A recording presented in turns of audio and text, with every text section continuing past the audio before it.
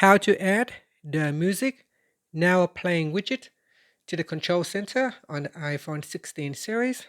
First, let's go back to the home screen by swiping up at the bottom of the screen. And from the home screen, swipe down at the top to open up the control center. And then tap on the add button. Next, we go down, then tap on add a control.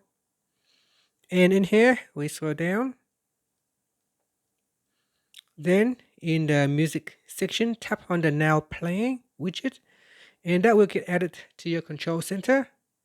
If you need to delete the control, just tap on the delete button, and that will remove the now playing widget from the control center. After that, you can swipe up to save the changes, then swipe up again to go back to the home screen.